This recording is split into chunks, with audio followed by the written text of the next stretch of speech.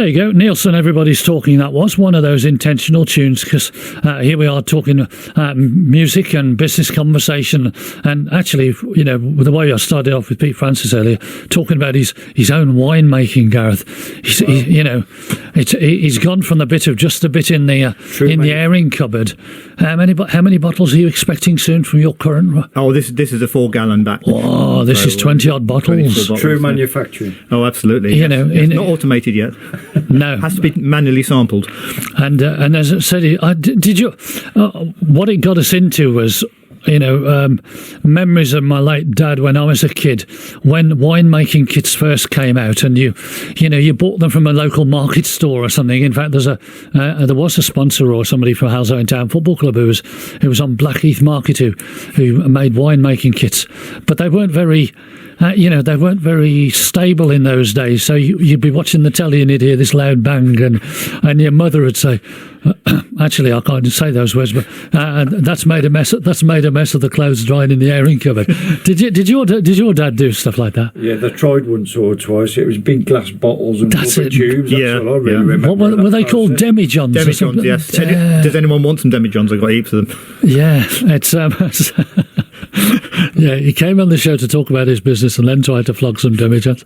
This is what we like about. It's another thing we try and do if you listen to the show for the first time, because you probably get the impression that in mainstream business, people hide behind titles and they hide behind the companies, and we don't. All the guests and the experts that come in the show are approachable, and we'll try and help you. Gareth, it's been ages since you came on, even though we keep mentioning In-Comm, because you're always up to positive stuff. Before we get onto the positive stuff, remind people about you. Yes, so my name's Gareth Jones, Managing Director of In-Comm Training and Business Services, based in the Black Country in Shropshire. I run the business with my sister, Rebecca Phillips, who's the Chief Operating Officer. We're primarily a engineering manufacturing training provider that works across 7 main disciplines within the field, really. Crikey. Yeah, so that's technical, apprenticeships, leadership and management, quality assurance, health and safety compliance, and also a business support. Right. And that's from our 3 academies. We've got one in Aldridge, back end of Warsaw. We've got one in Telford that we've just relocated from Bridge North. Yep. And we've got one in partnership with Salop Design and Engineering in Shrewsbury. Yep, and you're kind of linked with the Black Country and Marshes Institute of Technology as well. Yes, with Georgina indeed. Barnard, and you're doing the Marshes bit of that, aren't you? Yes, we are, yes. So it's cross LEP areas, which is the Local Enterprise Partnership, and we're delivering level 4 qualifications, which is HNC, and above from our facility in Telford. And I have to say, the IoT and Georgina Barnard, what a fantastic lady. She's top lady, I've known her for years. And doing exceptionally well for our industry and flying the flag for engineering manufacturing in the It's great when you and that's one of the frustrations that we touched on in the first hour. We understand why they do it, but it's really frustrating if I don't know, Sandwell isn't working with Worcester, with Dudley, and isn't working with Wolverhampton, and isn't working with Walsall. So, like you say, the link with Dudley and Walsall and the cross borders, if you like, takes away all the frustration, really, because you just want to be able to get the solution, don't you? Yeah, and there has been a problem with the vocational education system for many a year, especially with terms of funding. There's that many different avenues and qualifications to accessing these, and from different providers, that it became quite confusing for industry and clients alike. So for us to be a private training partner to what is essentially an institute of technology, we're extremely proud, and especially to be cross-regionalised within the Black Country region, to take the joint offer to market. So yeah, exceptionally proud of that. And I think another thing that can be misunderstood, should I say, is the meaning of a private training provider. What is a private training provider? And we're essentially an educational establishment, the same as what a college, university, etc. would be. Except that you're a private company. Exactly that. So we're extremely dynamic, commercialised, and very forward-thinking and entrepreneurial, which we'll obviously discuss we'll talk about projects moving forward. Yeah. And what's it like working for a family company? Because we hear all these different things. Working with the sister, and it was or still is your father's company. Yeah. So my father sadly passed away 2 years ago, but it was him. Forgive me for that. Not a problem. There was himself and Colin Mills.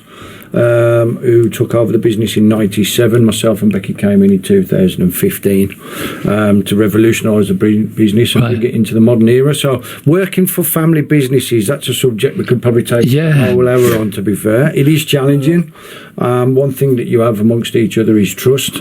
Well, let's just say it's extremely passionate and well driven. Yeah. So the obvious question: when you and Becky were, what's her age in relation to yours? Is she older or younger? Or my sister's 3 years older than myself. Okay. So when you were both growing up, I bet you didn't. Did you expect to be working in the charge of the business? No, I used to manage leisure centres. Funnily enough, did you? I didn't go into the business in 2008, where I used my managerial and health and safety experience, where I came in as a trainer assessor. Oh, so right. I started delivering qualifications such as IOSH, NEBOSH, forklift truck training, ILM leadership and management qualifications and assessment. And then when I came into the business, I sort of moved my way through that business really and worked my way up. So. And what did she do? Prior to that, my sister has a first-class honours degree in hospitality and leisure management. So nothing like what you're doing now, then. Neither of us, to be quite honest. Yeah, neither of us. Yeah. So yeah. It's going to sound like I'm having a dig at the system, really. But almost everybody who comes in, particularly if they've started their own company, I say, are you doing what you expected to at school? Because I wasn't. I went through a system. It was, because I'm 300 years old, it was 11 plus, which if you passed, and they used passed and failed in those days. Yeah. If you passed, you went to a grammar school. If you failed, you went to a secondary modern. It didn't matter whether you wanted to or not, or whether you. Like your mindset, Peter, whether you were a problem solver or you were inquisitive, you passed your 11 plus, you went to academia kind of thing. Yeah. And then obviously nobody, the people who were suggesting jobs for you after that were geared to really intelligent people, and I was one of those that. It wasn't a chip on my shoulder, but let's say I brought the school averages down when the O level results were brought in, and I still do remember, and I'm allowed to mention it. What the heck? Our headmaster in those days, and if you're listening and you were from round here, Dan Hoffer was my old headmaster. And, you go in on your O-level times, and and my brief story was that I'd already decided that I wanted to do journalism. I wanted to be a sports journalist or something like that. So I'd already decided I wanted to go to the local further education college, and I only needed 4 O-levels to get to those. Well, the problem was the school average at the time was 9.5. Well, I was never a 9.5 person, just like I was never a 95% out of 100 person. So you do every now and again just think of Dan Hoffer when you went into his office and he said, well, this isn't very good, young Parker. You've lowered the average quite considerably, because. But you got what you need. And I was thinking, well, he got me into the next place, But in fairness, it's difficult for schools and things, isn't it? And especially in engineering manufacturing, it'd be interesting to hear how you got into it, Peter. Yeah. But especially the late 90s, early noughties, through my key position in what career pathway to take, engineering was declining. There was a lot of offshoring happening, etc. Yeah, everybody was told they couldn't compete on that to ship it over to China and Central Europe. Yeah. So at that time, it wasn't a very attractive sector to come in for myself. But obviously later down the line, I've realised it's an absolutely amazing sector when you take the lid off Pandora's box. But how did you get into it, Peter? Well, you're flattering me because I definitely did my training in the 80s. Okay. So.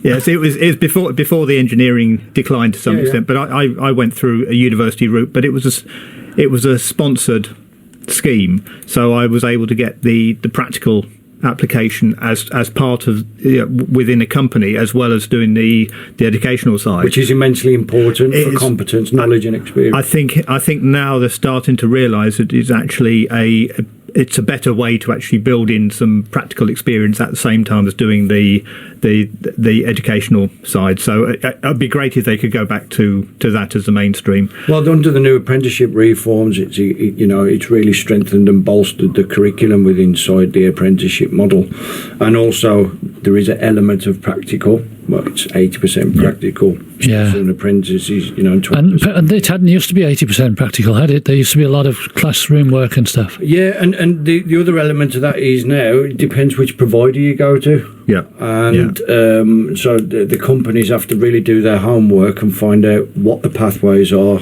how much element is practical, how much is theory, and what's going to benefit their organisation most when embarking on partnering with a training provider. Yeah, because your places that you mentioned, they're full workshops and things, aren't they? And units of production. Oh, yeah, absolutely. Full of great kit, which smells like great kit. Yeah, world class equipment. And we've spent a lot of time, effort, and money, and support from local governments as well throughout the last 7 years to be able to get us to where we are now in the offering that we've got and the outputs that we're achieving. You're not talking. It's not the same. Technology moves daily.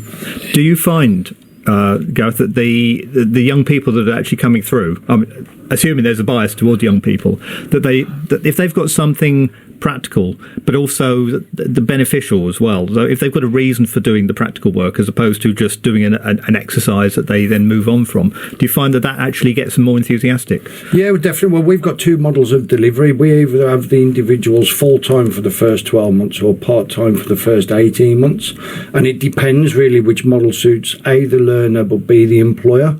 So some employers want them to have that foundation element of engineering before they hit their shop floor, but also the transitional piece on behaviours and attitude, which can also be delivered in that full-time element, as where the part-time, some employers want to see them from day one, so they come to us 3 days a week and 2 days a week in the employer, when they can start embedding them into their cultural processes, systems, so they're sort of imparting what they're learning as they go along, and there's no right or wrong with that. But there are other provisions out there that will teach engineering 1 day a week. Now, I'm not sure everybody else feels about this, but I don't think you can teach an engineer 1 day a week for 3 years and expect them to have the knowledge, experience and competence to be engineers. Yeah, because that 1 day a week, there's a certain amount of just getting back into where they are for 1 day a week. So you haven't even got the full day there, have you? Exactly that. So we pride ourselves on being and delivering a robust service and a robust curriculum, all delivered as well, I have to say, by exceptional engineers. Everybody's come from industry. Everybody's got a story to tell, can clock the shortcuts and put the individuals back on the righteous path, should we say. But yeah, it comes from true competence and experience, and we do pride ourselves on that when we work with industry. And it makes it a real manufacturing experience rather than just an educational one with respect to that. Yeah, I have to say the culture that we have got throughout our academies is exceptional. The working environment, everybody's treated as adults and individuals, as they should be, because they're starting to... But rather than the old version of, they're only an apprentice or they're only a student. Yeah, exactly. There used to be a lot of that in manufacturing, and you were talking about it earlier about older, more experienced people not feeling threatened by the young people, and the young people not feeling threatened by the older people. And overcoming that barrier. And that's the other element I've got to chip in with here. It's not just 16 or 18-year-olds anymore. We've got a gentleman that was a postman that came to us 2 years ago at the age of 36, right, and wanted a career change. He wanted something more skilled and to educate himself, and that's just one example of a plethora, really. But isn't that great? Because we're certainly not going to the political route, but let's just say for the ease of maths, at 36 he's still got 30 years before he can retire. Give or take a year or two, one way or the other. And the rest. And the rest, and it could have even changed while we've been in here this afternoon. But that kind of thing. So we mentioned this a lot on this show as well about why stay in a job that you don't enjoy when there are so many opportunities? And I guess when he came to you, as long as his attitude was right, it didn't matter that he'd been a postman. No, not at all. And I think that's credit to the culture that we've created within our academies, that nobody's seen as a 16 or 18-year-old. Everybody's seen as being an adult, an individual, and being accepted into the workplace as that individual to undertake a learning process throughout, and it doesn't matter if you're 16 or 65. And bearing in mind, we have got apprentices that are following an apprenticeship pathway on that age. When you look at leadership and management, so apprenticeships are now being used to reskill and upskill. Yeah. So if you've got a tool maker, for instance, that wants to move on to be a team leader or manager, you can use the apprenticeship journey to now fund that educational pathway. So, continuous improvement is another key one. Health and safety. There's pathways within that. So the opportunity is vast now for employers to engage and not have to fund it directly themselves. And all of those headings are constantly changing as well. Yeah, and we mentioned earlier on about the sort of split between vocational and academic that was forced upon people. But then those people who had that choice made on their behalf purely because of that was the only thing that was available. You're demonstrating that actually there are opportunities for later in life to actually make the choice that you want to make rather than was put on you on the system. Exactly that. And we've got one young lady at the moment that works for a large aerospace company. She was grade A stars at A level, so she finished her A levels and then was wondering whether to go the university route or the vocational route. She chose a vocational route. At the age of 21, 22, she'll be earning £30,000+ a year and going to university to do her aeronautical degree. So you think, well, she's got the practical vocational element and also the theory and the education piece, and the understanding of when she does a degree, she understands why she's learning that, rather than you learn theory and have no idea how you're ever going to put that into practice. How to impart it. So therein lies the word competence, which anybody that knows me, I'm sure gets bored of hearing me say it, but I'm going to keep saying it because that's what we all want to strive to achieve. Right, let's play a tune, and then we'll have some more conversation after that. Steve Parker, live with you on the Business and Music Show, whether you're listening on Black Country Radio or Black Country Extra. You're all very welcome. Hope you're enjoying the conversation so far. That was Peter Gabriel and Sledgehammer, or if you're a real Black Country person, Sledge-Hammer, because that's the way we speak around here. And I'm not taking the mickey out. I can do fluent Black Country if you'd like me to, but we'll say that. The last few weeks on the show, when it's been on Black Country Radio on a Friday afternoon, we've been giving due credit to the In-Comm Apprentice Awards, the In-Comm Training Awards.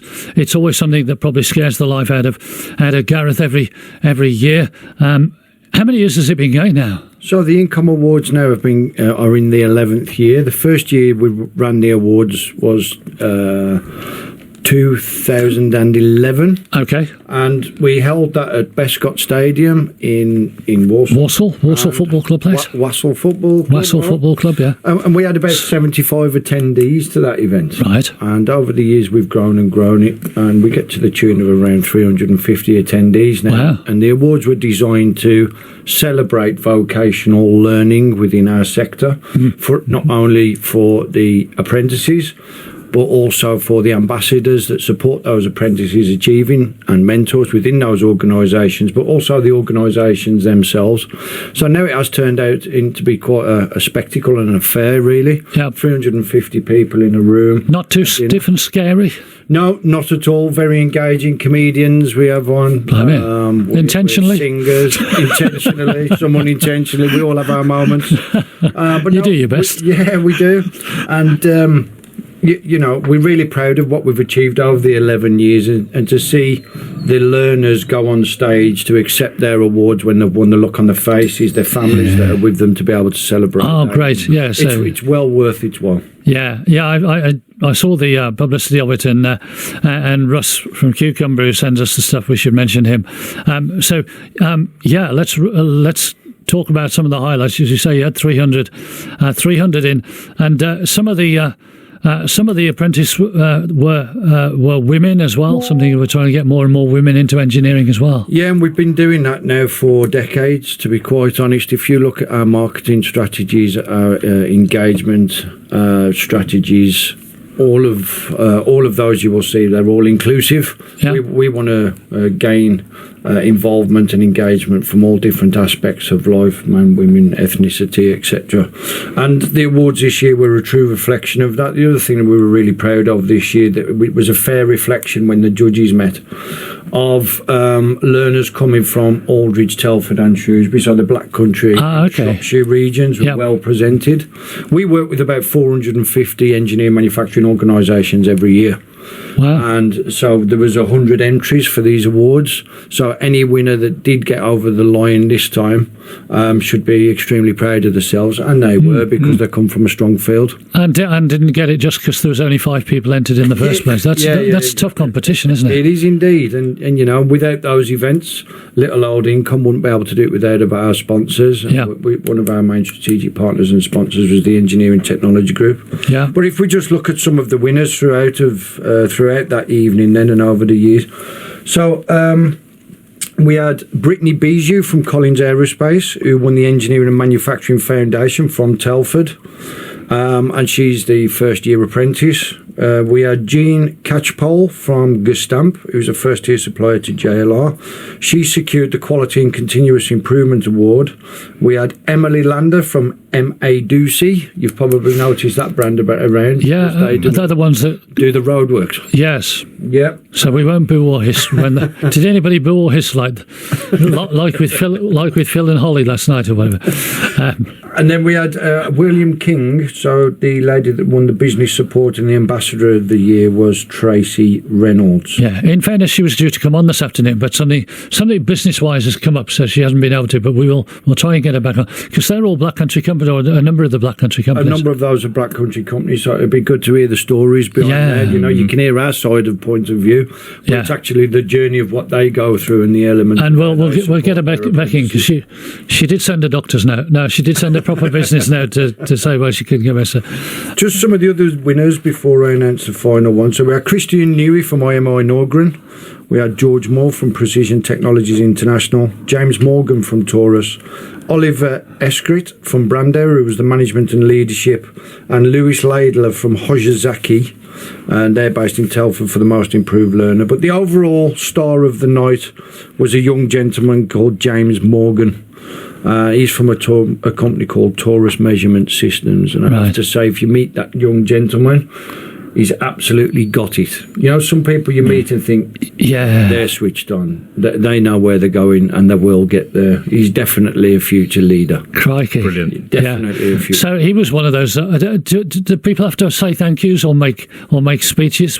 I think that's something we've introduced videos this year into the awards, so you can see behind the scenes for the audience of actually what they do and how they do it.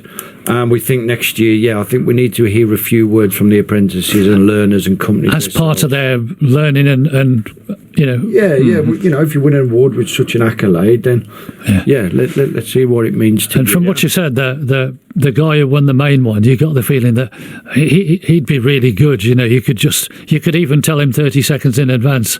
Yeah, we're always looking inside people, aren't we, in terms of vibes and things, and the training and the learning. You know, I mention it too often. I have Timpsons on occasionally, and they say, "Well, you know, we're just interested in attitudes, because you know, we can train people how to fix shoes and fix watches.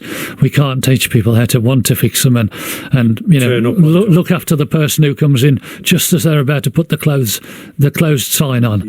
You know, and so it's attitudes which are going to make it just creates innovation within companies, doesn't it? Yeah, definitely. And you know, without getting too political on the subject, with the skills gap that we had from what we spoke about earlier, the sort of decline in engineering manufacturing in the late 90s, early noughties. Now we're coming out of the pandemic where some engineers, probably in their 50s, have thought, well, actually, I don't need to go back to work. I found a different life. I like this. I can trim back not my quality of life, but what I spend on my life. Come back after the pandemic, which has accentuated the talent pool, if you like. Wage inflation, because companies are now paying more because the talent doesn't exist as freely as what it was. So the strategy here is we've got a robust system and we've got to grow our own talent, and that's a responsibility for all industry alike. That's governmental, us as training providers, the education system, early careers, and then also industry, to wanting to be able to generate people to come into this fantastic sector. And there's an element of showing people actually what it means, how exciting it can be, rather than it just being the dirty industry that history shows. Yeah, Peter, if you walked into any one of our academies now, and I'm not just saying this, they are high tech and they look more like showrooms than they do an engineering manufacturing training environment, and we wanted to do that. The CNC areas are carpeted, so that just proves that you don't work in a dirty environment anymore. This is an exceptional sector to be in.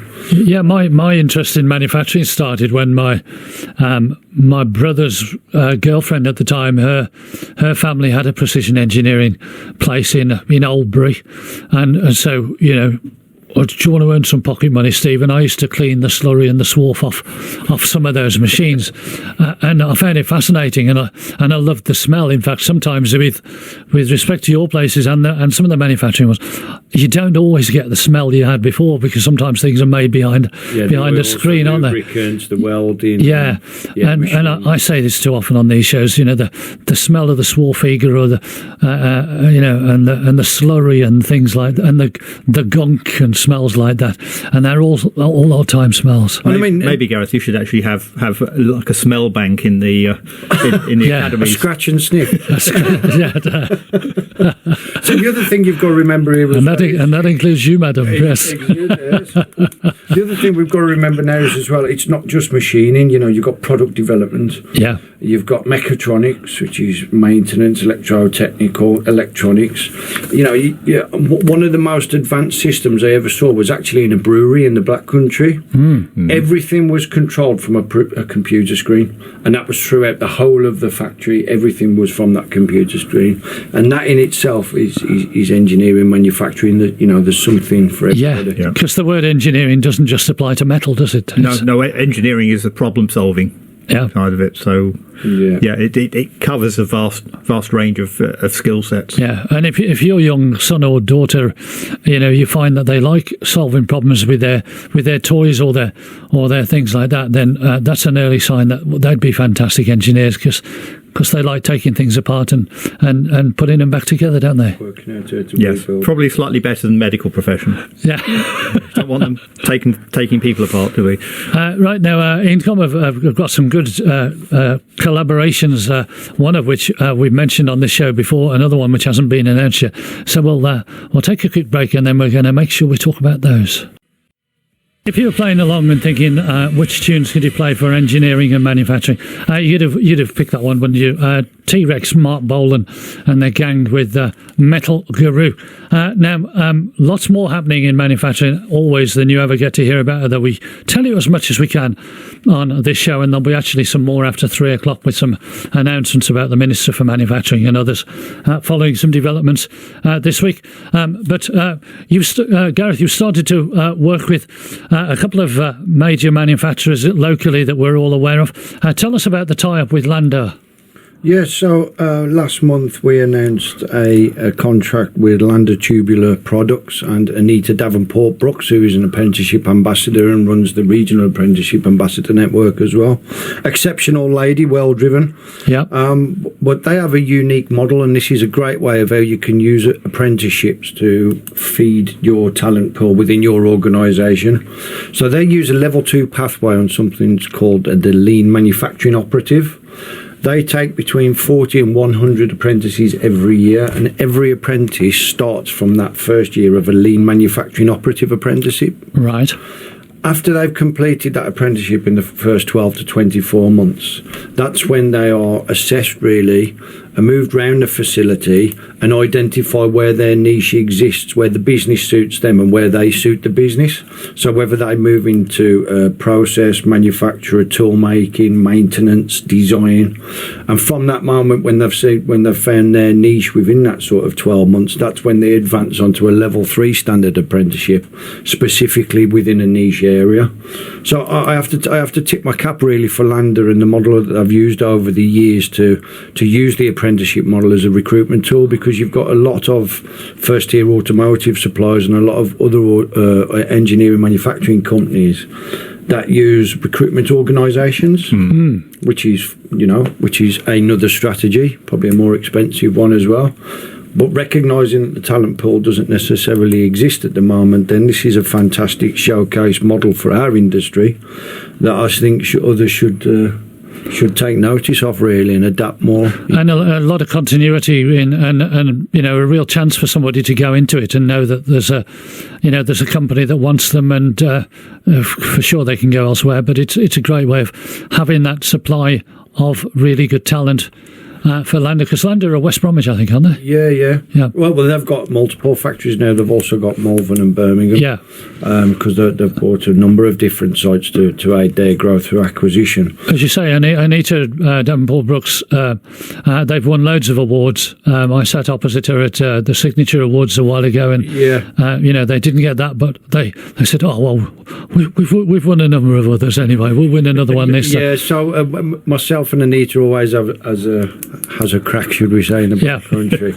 And Anita always reminds me that the first time we met, we were up for the same award at the Ingenuity Awards, which is a national affair. Yeah. And unfortunately, Anita beat us. She has great pleasure in... And she's held it against you ever since. Well, I think she just likes to reaffirm that they were better than us at the time. At that one moment in time.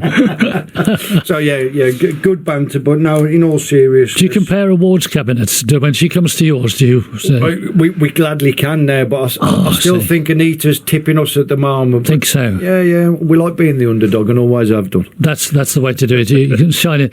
And then you've got another one which we were due to announce, another collaboration with another great Birmingham Black Country company called Brandauer. Yeah. So Brandauer were a 150-year-old high-speed pressings company that was founded by making fountain pen nibs. High precision press company. Yeah. They've got a lot of heritage. And we are launching the UK's first tool making academy. So it's a training academy embedded in a precision world-class tool room, and that's at our site in Aldridge.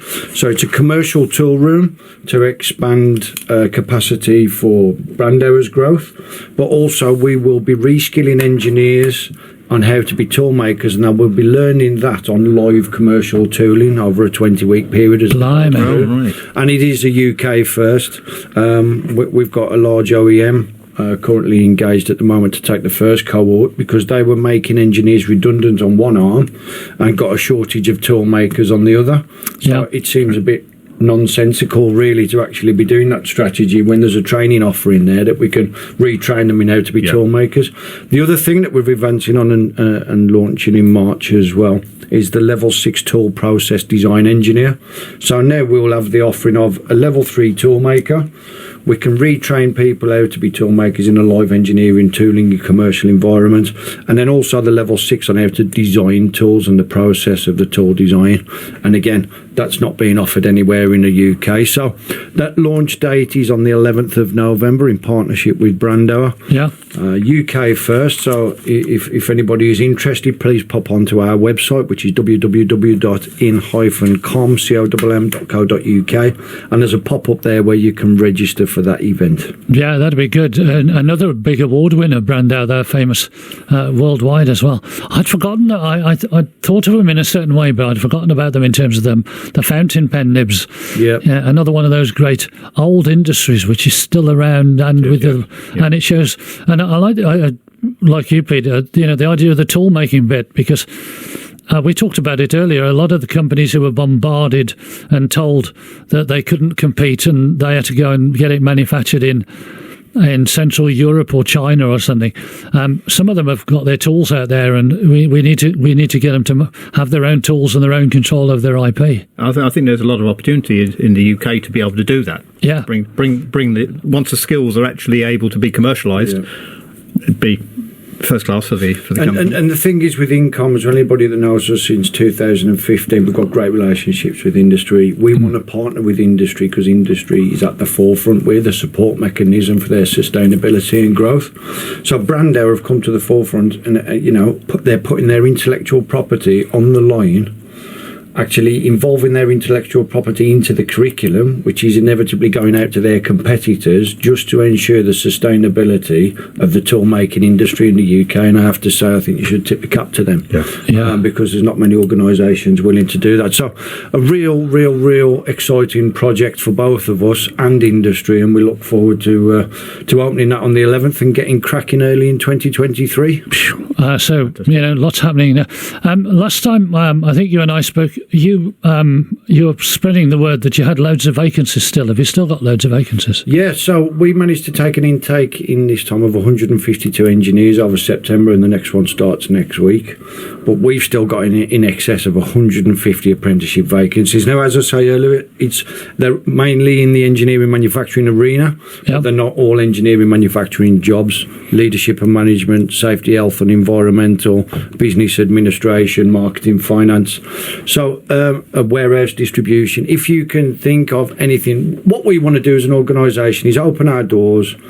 Anybody's more than welcome to come in, have a look, make an educated choice if it's a career path for you. It may or may not be, but we feel that we've done our job if you've come in and had a look, and then choose from there. Same like for organisations. We've got technology, we've got excellent engineers, we've got the facilities. So if you want to come and process, develop, look at operational excellence and look at CNC machining, robotics before you actually install it into your shop floor, come and use us. We're open door to anything. Yeah, and somebody else who supports this show, Pete was mentioning earlier about his Thursday workshop that he does with getting manufacturers together. I'm sure you can have separate conversations on that. In-Comm is the base for the training manufacturing group, which is another great way with Neil Lloyd, who supports the show and comes on a lot for getting manufacturers together to solve their problems as well, and the great work that Ivona does pulling that together as well. We could not mention it, could we, really? No, we couldn't. And Neil Lloyd. What a gentleman he is. Top man for promoting manufacturing, isn't he? Yeah, that he definitely got. Although I think he needs batteries, that lad. I think he needs you and I to have a word with him, because in the last couple of weeks he's run a marathon in Berlin and then walked about 50 miles over Long Mynd, which is very creditable but not very sensible, is it? So yeah, the training manufacturing group. Pete's got a manufacturing group. Remind Gareth about your Thursday workshop, Pete. Yes, ours is more of a community get together for online on Zoom, called the manufacturing.support group, and it's there just to provide a forum for like-minded manufacturing companies or people who are working in manufacturing, just to share their woes or ask for some advice or little bits and pieces that just help them through their day, through their week. A support mechanism. And it's all the little things that worry people rather than the big projects, which usually get some support. And it's great to have a sanity check sometimes, because while your head's down, you're away on your own. Sometimes you just want to bounce. And sometimes you're in within your own company. You don't want to share an idea which you think is going to be shot down. You just want to sanity check that. So having someone outside who is not necessarily going to share it with anybody, I think that's quite helpful. Or to show that you're supposed to know something and you don't, and so get it solved on a Thursday or in one of the training manufacturing group ones. Yeah, awesome. Yeah. Gareth, I was going to ask about you include school leavers or children at school who are moving on to A levels or onto sixth form as part, to offer the apprenticeships. Yeah, so we engage from like a primary school level straight the way through. We run a lot of STEM activities at our own expense. We've got STEM ambassadors now that not go into schools, local community groups, any shows like Cosford Aerospace, for instance. We've got 10 ambassadors that walk around there flagging flying the flag for our industry. Flagging the flag was flagging even good. The fly. Oh yeah, look out for that one. Yeah. Because I'm an enterprise advisor at a local school, and it's one of the things I'm looking out for is how do we get career awareness for young people, so, particularly from my interest in trying to get them into manufacturing and engineering. Awesome. So you've got the youngsters themselves, but something that we did yesterday, we regularly have between 10 and 15 teachers come in and spend a day with us, so we educate them into what actually engineering manufacturing is. And I think if you can speak to the parents, well, the main influencers, the teachers, and forge strong relationships with schools and other community groups and organisations, then we've got a chance of opening the doors just to offer education into what engineering manufacturing is. And that's needed, isn't it? Yeah. Brilliant. Brilliant. Blimey, it's almost 3 o'clock. Thankfully, we don't have the news to put into. So we'll play another manufacturing kind of tune related to what we've been talking about. But Gareth, remind people how they get in touch with you. Though they can get in touch with you through me, but come to you first. You sound an amicable enough chap on the radio, don't you? So my name's Gareth Jones, Managing Director of In-Comm. You can find me on all social media. But the main point is our website, which is in-comm, in-comm.co.uk. And you can contact any of us from there and all social media platforms. And we look forward to hearing from you all. And like you say, to go over and see your facilities and just think, wouldn't it be great to be part of this? Is this for me? Definitely definitely. So Pete and me are going to go over sometimes. Please do. We're going to be booking our meeting with you after this, because it's always great going over there. I've done one or two things with you in the past, and it gets me a chance to see proper work rather than my office and things like that. And Pete, thanks again for coming in. Remind people of your details, and they can get in touch with you again directly or through me. Yeah, again, it's social media, or LinkedIn is the favoured one. Peter Francis, but the website is matl.co.uk. That's Mike Alpha Tango Lima.co.uk. There's a contact link and a phone number, and it comes straight through to me. And it starts with all of us with a cup of tea, really, because we're easily bribed by cups of tea, aren't we? We are indeed. Coffee's also over. Tea or coffee, and maybe the odd glass of wine. And on a bumper year for Pete's winemaking. It's not commercial, folks. This is just for fun. But as I say, we joking with Pete when he said he was going to give us a bottle of wine. You know, he puts his own label on it and everything, Gareth. It's like, blimey, this is proper stuff. If you want a job doing properly, do it yourself. Do it yourself. And I want the bottles back, though. Oh, you never talk. Crikey, I think I have to go on to recycling now. You've embarrassed me now. Yeah, circular resourcing. Right, with any luck, there'll be a tune from Peter Frampton after I hit the next one. But I'm not holding my breath. Thanks for having me.